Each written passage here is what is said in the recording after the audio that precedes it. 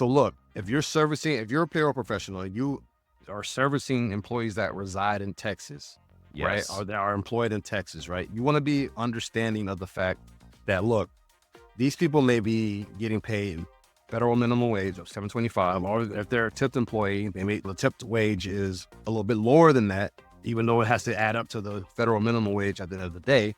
But you want to be more understanding of that, because there's a stat out there that I looked up that said that the recommended income to live comfortably in Texas, it is between $56,000 to $80,000. 725 times 2080. Wait, welcome back, folks. This is episode, is it 125? 125, yep. All right, because we took a little break, if y'all notice. A well-deserved break. Before we get into all of it, man, what is good, Walt? How you doing, sir? What is good, William? How you doing, William, sir? Walter Williams, look further. I'm good, man. WD. Yeah, W, yeah.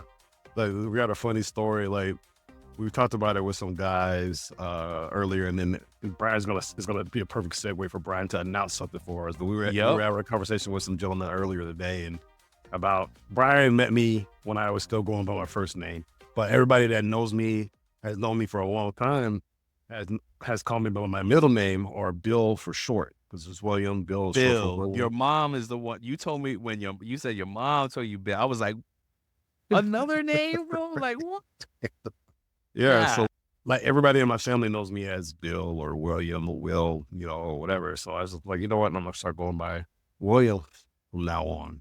And then this is after Brian and I reconnected. He was like, no, bro, I can't do it. I was like, how am I going to do that? I'm always going to call you Walt. Like, I met you as Walter. It was tough.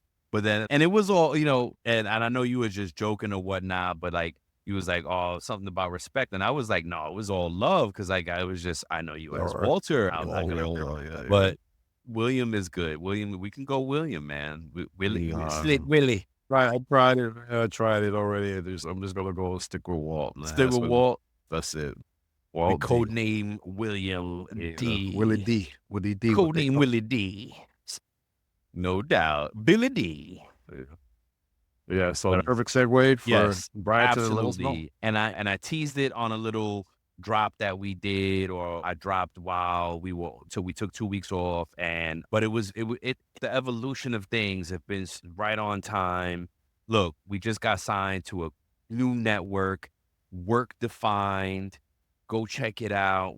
The links will be in the show notes, and it's a business network, right? As we fall right into and fit right into, as far as the podcast is concerned, both podcasts, right? Paycheck and payroll. It's about your paycheck. It's about payroll. And we're talking about these things develop. We're super honored and excited to be a part of this new network. There's a bunch of good shows on the network. Pete I got to look at his name every time to pronounce it. Teliakos. Pete and Julie, Payroll HR 2.0. We did a swap cast with them earlier, and these folks reached out to us, man, and they were like, guys, we've been hearing about you from other folks. And we were like, what? Oh, man. So it was just a tremendous honor and just a right fit for us to keep evolving the show. So you'll hear more from that. We're going to have the owners on the show at some point. We're going to plan it up. William and Ryan, like, how crazy, right? William and Ryan. And yeah, man, we're super excited about it. And that's the big announcement, and more to come. We'll keep elevating the show as we keep trying to deliver a really great product for our listeners, both on the payroll side and the paycheck side. And yeah, man, that's it. How you feeling about it? I'm excited. Always looking to grow and to change and evolve and deliver a good product to people. But so we're going to continue to do that. We're going to continue to do our best to remain relevant and to remain as loudspeakers for payroll and for employees. No doubt. That's how I feel about it. Dope. Yeah. So with that being said, let's get into it. Today we're talking about Texas. We're continuing our series on state, on employee. How can we say things employees need to start thinking about and being savvy about as it goes state to state? We cover some things on California. We're doing it in order of how many W-2 employees exist in that state. because we're like, what order do we do it in? And that let the data drive your decisions, right, folks? If Yeah. you're having trouble figuring things out, let data help you figure it out. And the data was California was first, and most employees in the state, and then New Mhm. York, and then Texas. We're gonna circle back because we're continuing to evolve and just refine how we do this. And today we're talking about Texas minimum wage, just the minimum wage, right? Because there's so many little nuances and things that an employee should understand and should know, be aware of, be savvy Uh, about. And then, of course, naturally for payroll pros, you're going to hear it and be like, whoa, what? I didn't even know that. So before we get into that, we can cover some pay news updates. And I think you are up first, Walt, with yours. Yeah, mine is going to be short and sweet. It's about a Texas man that was sent to prison for defrauding over $1 million in COVID-19 relief funds. So he Like the defrauded. PPP loan? Yeah. Yeah, a lot of So companies did that. that's from Houston. He was sentenced to 4 years in federal prison for Dang. submitting fraudulent small business administration, SBA, paycheck protection program, like you said, the PPP, Yep. loan application documents, and collecting money for personal use. Oof. So, yeah, Zane Khan, who's a 43-year-old resident of Sugar Land, was sentenced on August 7th of this year in the U.S. District Court of the U.S. District Court for the Southern District of Texas for 4 years. And like I said, in federal prison, immediately followed by 3 years of supervised release. He pled guilty to wire fraud on April 10th, and he was ordered to pay over $1 million in restitution to the SBA. Dang. Yep. But wait, he stole 1 million. What do you say? He stole 1 million? Over $1 million. Yep. So what is it? I wonder. I don't know. But is he serving the time because he can't pay the restitution, or is it both? I think it's both. He has to pay it. He has to do the time, and he has to pay it back. And he has to pay it back. Yeah. That's so you paying a little. He's gonna be paying a note for the rest of his life. And he's a He felon. got something on it, unless he has it say. You invest. Yeah, unless he invested a word up, right? If he was smart, he flipped it. You know? But gosh, man, look, and that's what we trying to. I do not look. If y'all want to go to prison, y'all go right ahead. But I am not trying to get to prison. That's part of the true crime stuff, and why we share this stuff is don't do this. You're gonna get caught, especially with the money and like these, especially with all the digital stuff right now. Yes, that you took the bus Right? How are you getting away with? You're not getting away with it. You're not. I'm sorry, you're not getting away with it. It's not back in the day where you could steal and then nobody know. There's so much paper trail. There's so much little digital stamps of things, and your phone is listening, and the cameras are watching. Like, get out of here, man. You better off just trying to a legit hustle. I don't get it. But all right, cool. Thanks for that. You got Mine. So mine is something near and dear to me. Is I always talk about how remote work gets a bad rap. Like, I hate the rap that remote work gets. Because I strived in remote work. I was home for 4 years. I strived and thrived in remote work. Both of us, you as well. We got promoted. You still there. You know what I'm saying? And I'm in hybrid now, which is cool. I like hybrid. But even that, now companies are, I think, what was it, Amazon or Google, one big company mandated a return to work mandate, full, not hybrid, full return to work.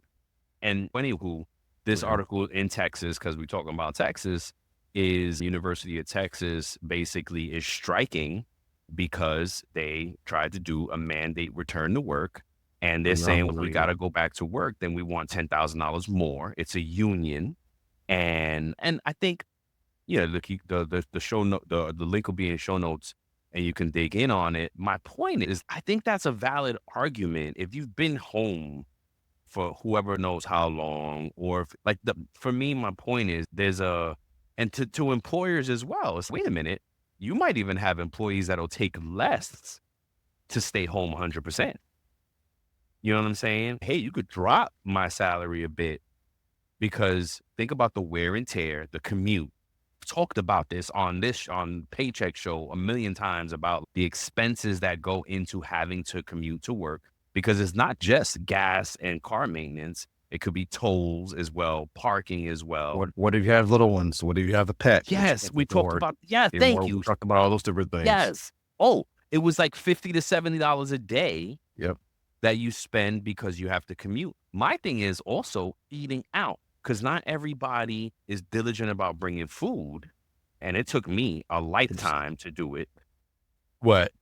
Well, think Excuse me. about it, because if you do have to travel, and say one way, you have to drive an hour or two, getting up early in the morning, and then you're getting home late at night. Yep. Most people are not going to want to cook. Nope. Or anything. So they're going to order something, and they're Yep. going to order the next day too. Yep. So it's Yep. just going to be a vicious cycle for some people. It's exactly for some. Yeah, of course. But see, for me, when I was in this, and I was in New York, and of course, some places lend more to it than others. But when I was like commuting to Manhattan from Queens, man, there was so many little things to eat along the way. I would go get out of work, and I got an hour and a half commute home. So I'm like, I Mhm. get out of work, I'm grabbing a hot dog, I'm grabbing a Yep, slice the of street food. pizza, Yep. street food, quick things. There's a million quick things: shish kebab, falafel, kebabs, whatever, shawarma they call it, or street meat we called it too. Yep. And it was all, and then that added in. Even when I brought food, I Yeah. was still, one of my jobs, we had a weekly breakfast deal. So every Friday, somebody Mhm. on the team bought breakfast for everybody. But it was a collective. And this was a few years ago, so sandwiches were still fairly cheap. I remember it wasn't more than 30 or $40 for, it was like a good 8 of us that had sandwiches. They all had breakfast sandwiches, and everybody got what they wanted, and it cycled through. So you only ended up buying like every 6 weeks. It was like Mhm. on the next, maybe even 2 months, because it was so many people. Like so you got breakfast every Friday, but you only had to pay once per whenever Mhm. your time was up. So things like that came up. We did that. So it was so many little things. Mhm. But anywho, yeah, just that's my folks getting mad about it. Some people like it. One of the things that we talked about was like, what was it? Only 30% of the workforce actually worked home. Right. That was a, how can I say, an awake, like Eye-opening. an eye opening. Thank you. It Yeah. was an eye opening moment, because I was like, damn, I thought it was more, but it was only that. So I've gotten more lax with it. All right, we gotta go back to work. In my immediate family, I'm the only one that's fully remote. Mm-hmm. My sister, I she was works too for a while. hybrid. Yeah.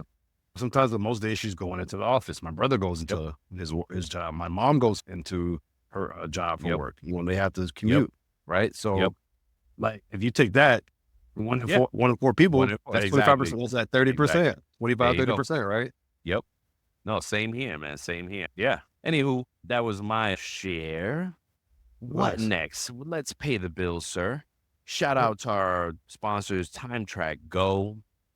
Time Track Go has introduced an innovative new feature designed to simplify time tracking for both exempt and non-exempt salary employees and remote workers also. This feature aligns with the recent changes in the Fair Labor Standards Act for salaried employees.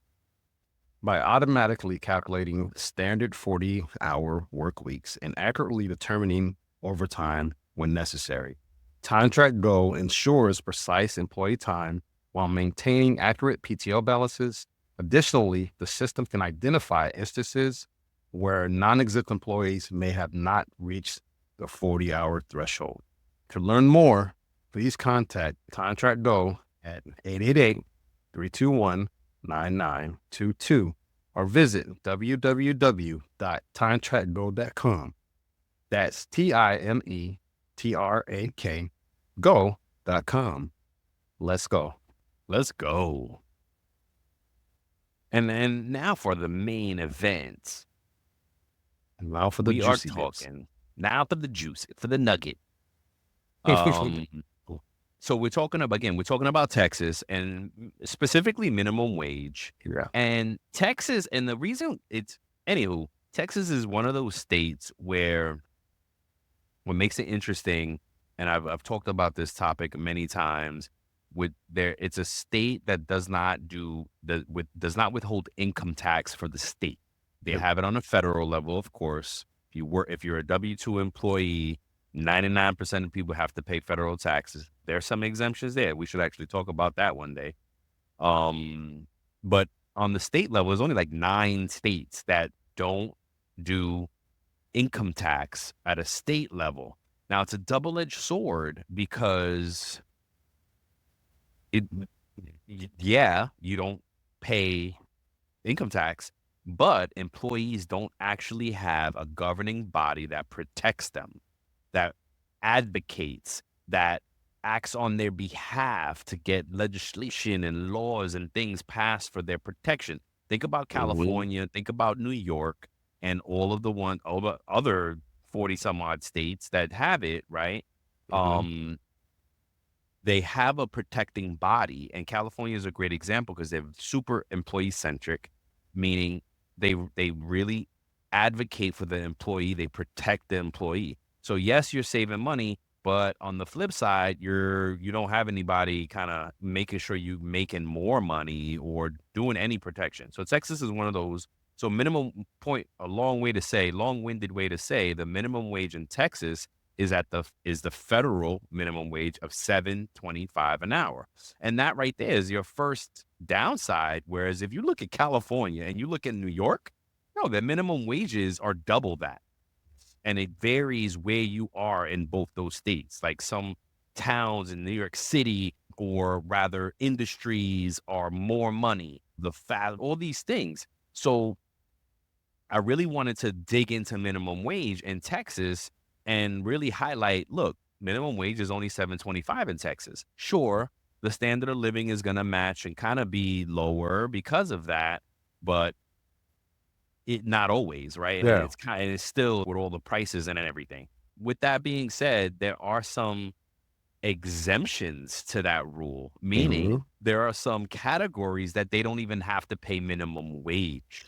Yep. So that's what I have to cover for us today. And I'm just going to share some of the categories that don't even have to pay the 7.25 minimum wage. So if you're in Texas, these are little things to be mindful of, both as an employee, if you're Mm-hmm. looking for a new job, and as a payroller, if you're servicing these industries. And if you're like, wait, why is they getting less than 7.25? You may know already. If Yep. you're a payroller about to go into Texas, be mindful because these things can happen. So Yeah. some of the categories that don't have to pay the minimum wage are if you're a member of a religious order, and Mm-hmm. of course, it's while you're performing the religious duties. If you're under 18, you don't have to get minimum wage of a 7.25. If you're Mm-hmm. a bona fide executive, administrator, or professional, or you're commissioned outside salesperson or collector, if you're an elected official or member of a legislative body. Let me say that again because I bobbled it a bit. An elected official or member of a legislative body while you're performing those services, not just because it's so they don't have to pay you minimum wage. This Yeah. one is if you're a babysitter or a personal caregiver in a private home, if you are in the state penitentiary or the local jail and you're doing stuff for them, you don't have to get minimum wage. I Mm-hmm. think that one's kind of obvious, right? But Yeah. hey, just so you know, if you're a volunteer or a non-employee, that would kind of seem obvious too, because it's you're a volunteer or non-employee, but they spell it out Yeah. They need to just in spell it out. case. Heck yeah, just in case you don't know. Now you Mm-hmm. know. What else? If you're a husband and wife employed by a non-for-profit educational institution, parents of children. I always tell people that there are no such thing as child labor laws when it comes to your child. If your child works for Mm-hmm. you, the child labor laws don't apply. So this is another one there as well. This one was interesting. Handicapped persons under 21. Okay. And then what else we got? We got also employees of certain amusement or recreational establishments, employees of Boys and Girl Scouts of America, and employees of camps. And let's see what else. Maybe some non-for-profit, Yep. dairy You got farming not-for-profit, employees. agriculture. Well, see, the agriculture one, you gotta check out because it depends. That's another one where there's exceptions to that exception. And then I think that's really it. That's all I'm gonna cover. The rest, Go look it up if you still want to know. That's basically 99% of it. And then the rest kind of gets a little granular and gets a little Yeah, it does. legalese. You know what I mean? So you got to Yeah. kind of go look it up. But if you're going into Texas, please be aware that there are some exceptions. And if you're an employee, don't get jobs in these areas because you can get paid less, right? Don't get, I don't know what, look, if that's what your try not skill to. level's at, Try then, not to. well, if you have to and you're okay with living that, you can make ends meet doing that Yeah, for your fine, life. fair. Like, Yeah, look, you're right. You're right. like you have to go in there with an understanding of what you may be You're right. paid, right? So Yes. go in there Thank you. equipped and understanding. That's just my opinion, right? No, It- absolutely. No, that's a good one. That's a good one. Be savvy. Go in there yeah, savvy, and you may be able to negotiate a higher rate or get yourself to minimum wage, right? yeah. And And look, go ahead. no, in any state for that matter. This Yeah. is the point. In any state you're in, there's these exceptions. Go 'Cause- look at that. If somebody offers you a crazy rate and you're like, what? How much? To Yeah, go yeah. get savvy around what's going on in your state Yep. because it could be that could be it. That's all I had. And look, I'm just going to touch on the employee piece a little bit because Yeah, for Brian sure. talked to the minimum wage piece of it is like really who is involved and something that you may have known as a payroll professional, you may not know. Or if you're Yep. an employee listening to this and you're thinking about like Brian's point, you're thinking about going into a certain sector or Yep. industry. This is something for you to potentially learn about. And You ain't look, gonna make no money. yeah, minimum wage, I was just joking. the federal minimum wage. Not really. Look, really, if it's the federal minimum wage usually impacts the hourly folks, right? Because Yes. salary folks do have a set or fixed pay. And there's a threshold, a salary threshold, if you're classified as a salary employee in Texas, that employer has to require. Yep. What do you got to say? No, Texas was trying to fight that though. Yeah, I So know. that's another Saw thing, that. right? Yeah. Texas was trying to fight that. Be careful where you at. Be Yeah. employees. And that's what I really love about it. Employees, beware. Look up the stuff that's happening in your state. Yep. Listen So- to the show. Get that Yep. free game. So you have to really understand if you are making a minimum wage, what are things you could leverage as an employee? You need to know what the rest and meal breaks are and Yep. what employers can legally do and what they can't Yes. legally do. Yes. And they're required to provide you with paid meal breaks or unpaid meal Yes. breaks or rest breaks, Yes. right? Great You know, call out. And like because there might be some exceptions for certain Yep. job categories. Yep. So, right. And like to Brian's point, you want to understand what your employee rights are. And right, you may have some rights regarding minimum wage, like you may have some leave entitlements, FMLA entitlements, right? Workplace safety. You need to be. If they're paying you that little, then hey, they should make sure that you're safe, at least safe on the job that Yes. you're doing, right? Conditions Or- that you're doing your job. Yep. You want to make sure that you're protected against discrimination and retaliation. So you want to understand those things as an employee and even as a payroll pro. Understand, hey, you may be servicing someone. To your point, Brian, they may Yeah. be servicing someone that is paid federal minimum wage, Yep. especially if you're a new employee and this is your first job. And God forbid, we all have heard the stories, right? Unfortunately, I lost someone in my family. I had to drop out of school. I had to get a job. I had to do this. Something happened in life that Yep. I had to step up and start working. And this is the only job. I didn't have any skills. I didn't have any experience. This is the only job that I could get. And it's Yep. paying $725. And Yep. they have to bust their hump and work long hours in order to be able to do that. So it's advantageous for you as an employee and for you as a payroll person to understand this, and as a payroll person to be more understanding of that as well. So if there is an error in somebody's paycheck, if there is something like an hour could make or break somebody, a PTO day that's not paid could make or break somebody's, day or whatever, you know what I'm saying? So like the one things you want to consider as an hour employee, you want to consider what overtime rules you're entitled to. 1.5 times your regular rate of hours for 40 hours worked in a week. What's that story that the situation that I talked about years ago where the manager was changing the employees' hours to get the budget beneath That happens low? all the time. I hear that so much in Yeah. every job. Like that's like a thing. Like I walk into new jobs. Like, what are these managers doing? Yep. Because they all think they could do it. Is no. Yeah. Yeah. And so that's the thing you need to consider, right? Especially Yes. as the employee.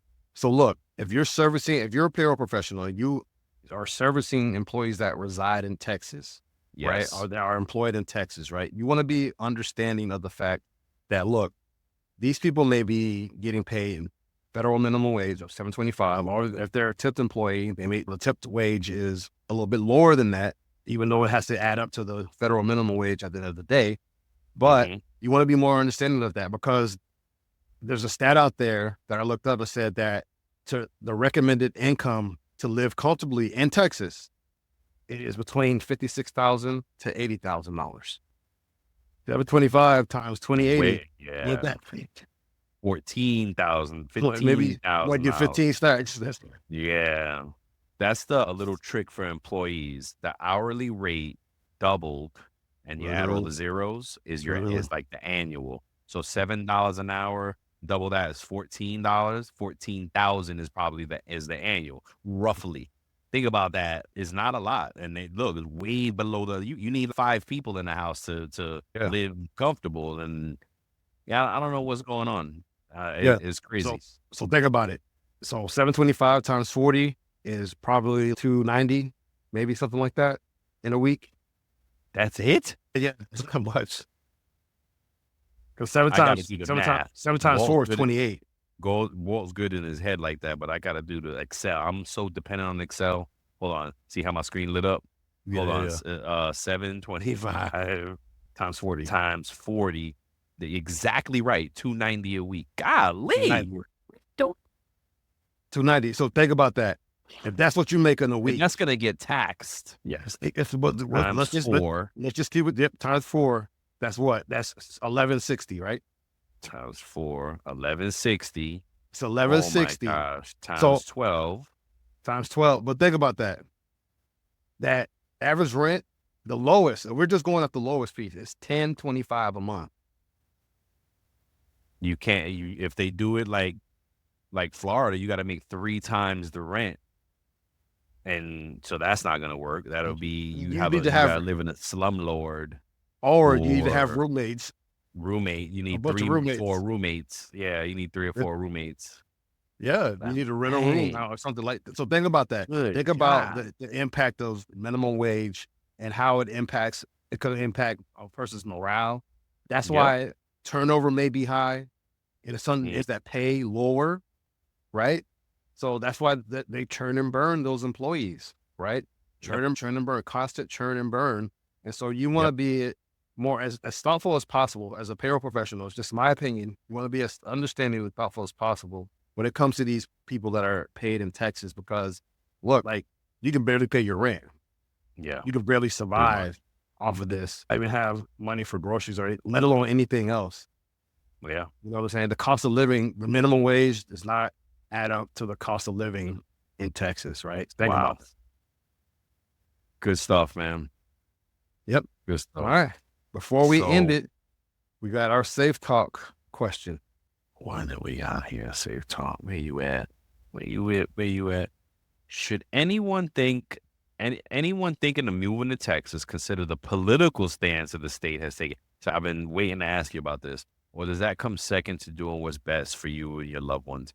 So my first question is, what do you mean by political stance? You touched on it earlier, how Texas was trying to fight that new Oh, by the yeah. FLSA about raising Yep. the salary threshold, and like they've been Yep. fighting that and fighting other stuff and fighting this and fighting that. Like, do you believe that somebody should consider that if they're thinking about moving to Texas? Because look, a lot of Yeah. people. I saw a documentary where they showed a lot of people were moving out of California, even though Yeah. California, to your point, is employee centric, Very employee but centric. because of Yeah. the taxes, they moved to Texas. I didn't realize it until very late in more recently in life that folks even consider the political aspect of things. I would imagine, yes, you should in any state that you're moving to, what the state's politics are about and how that'll impact you and your family. So what about you? What do you think about it?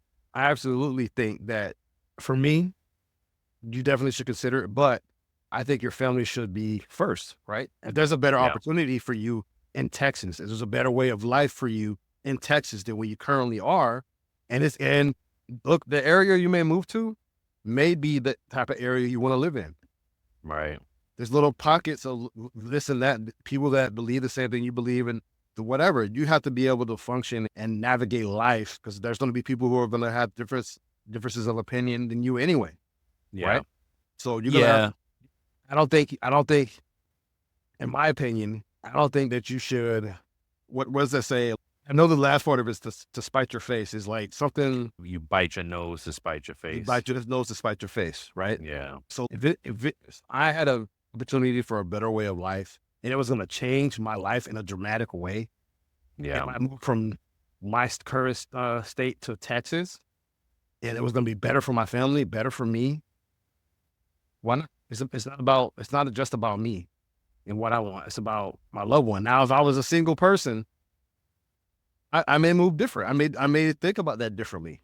You have people Yes, depending that's on true. you. It's a different frame of mind, in my opinion.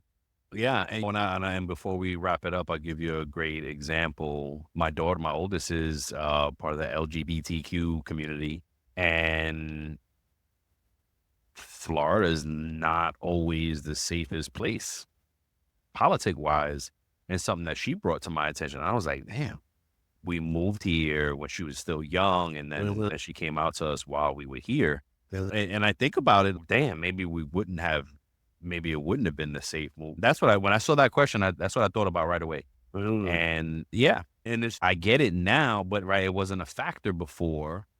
When we came down here, my wife was thinking that South Florida was going to be like the deep South, which it's not, thank Mhm. God. But that would have been a concern because we're a brown family.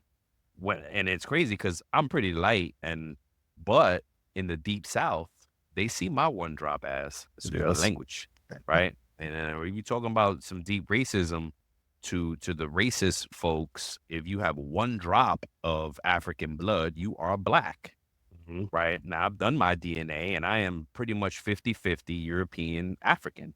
And I Mhm. have some Taino in there too. Not as much as I would like to claim, but it's 50-50 black and white or African European. And so I'm definitely black. And then when I spent some time in the deep South working, it's funny because when I came back to headquarters, and it was while I was working, living here in South Florida, somebody referred to me like, "Oh yeah, that black guy that was just here." I'm like, I'm pretty light. Like I could fool some, right? Like sometimes I would imagine I could fool some people. I didn't fool their ass. They was like that black dude that was here. And I was like, dang. You know what I Look, mean? look. One of the things you're absolutely right. One of the things that So, kind of yeah. helped me is what a supervisor said to me. My direct supervisor. She said, "Think about companies looking like the United States, right? Mhm. Most companies may have that same setup. You might have some people in the company that are inherently or subconsciously prejudiced, racist, sexist, homophobic, whatever their beliefs are. Yep. And you have to be able to navigate that no matter where you are in life. You can go Yep. from one company. You can be in the state of California who's really employee Yep. centric. There's still Yep. racism there. There's still Yeah. sexism there. Absolutely. There's still all the Yep. isms are still there. Well, the No matter, isms are yeah, everywhere. they're For everywhere. real. So no Yep. matter where you go, you're gonna find an ism, Yep. right? Yep. So you just have to figure out what's best for you and your family because it's everywhere. Now, it may Yeah. be more prevalent in some places than others, but Yeah. that's for Yeah. you and your family to decide. And Yeah. you know, It was a good question. And I think folks do have to consider that, especially if you're going somewhere fresh, like you for Texas or not, yeah, wherever, you got to consider the politics if you're going there and moving there. Shoot, I have a close friend that his mom only invested in companies that were socially conscious. yep, You know what I he was, mean? So the politics of a company that you're dealing with. yep, report. So the politics of it all really it's everywhere, and it's like you got to make a decision. Like you said, you got to make a decision: what's best for you, what's best for your family, what's best for the collective, for yourself, how you moving. But yeah, it's a lot of things, man. It's a lot of things, but good stuff, bro. Good episode, man. All right. Yes, sir. So look out for next week, I don't know what we're talking about next week. More paycheck stuff and payroll Earning. stuff. Check out Work Defined Network. There are a ton of great shows on there. You're going to start hearing more about that on the show, and we'll be advertising and promoting those episodes and those different shows out there. We're looking forward to it. Bringing great new I know they got some HR stuff. They got some employee stuff. They got our friends Pete and Julie from HR Payroll and HR 2.0 out there on the network. So I'm super excited, and more to come, man. Let's go. Shout out to Time Track Go. This episode is brought to you by Time Track Go. Let's go. We love you. Peace. Peace. Before we sign off, here are a couple quick things. Don't forget to follow It's About Payroll on LinkedIn and It's About Your Paycheck on Facebook and TikTok. Thank you for being part of our payroll community, and thank you for being a part of this journey with us. Until the next time, keep learning, keep growing, and most importantly, keep going.